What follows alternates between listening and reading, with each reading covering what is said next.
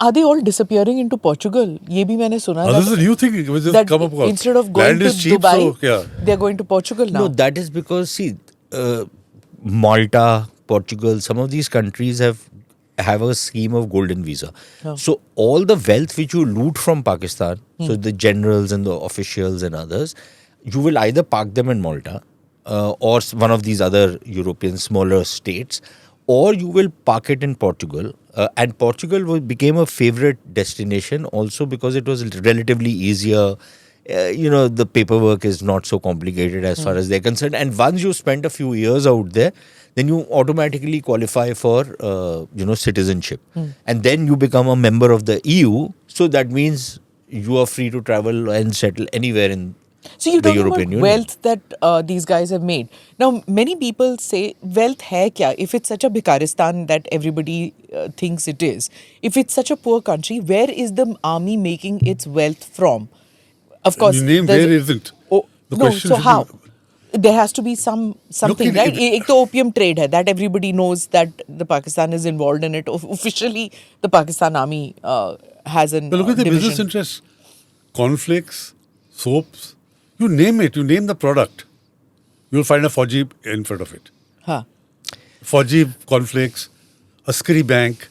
So they are into, they've got their fingers into every pie. This is the legitimate kind of thing. But otherwise, look at the land in Cholistan.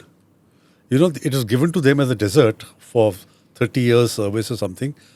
They pull out an illegal canal from the main canal, grow it, and sell it for about 40 or 50 times the cost.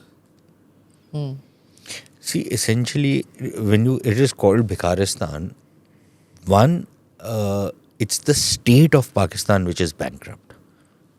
Second, it is a small bunch of people, maybe 1 or 2% of the people, which includes senior military officials, even middle-ranking ones, bureaucrats, some politicians who are very wealthy.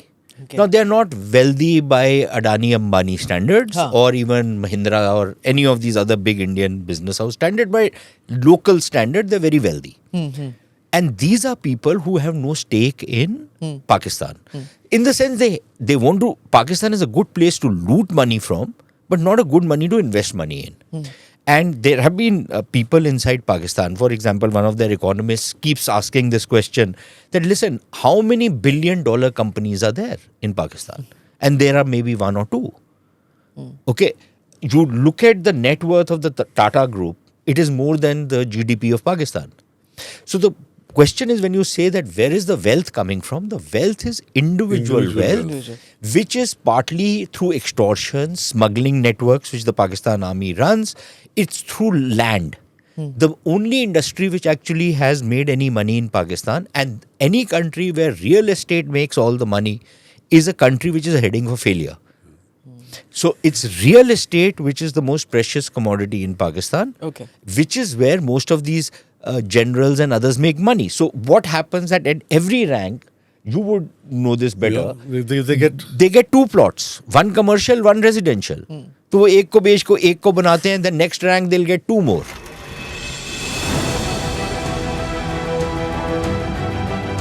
Namaste, Jai Hind. You're watching ANI podcast with Smita Prakash. अगर हम उसको मस्जिद कहेंगे तो फिर विवाद होगा.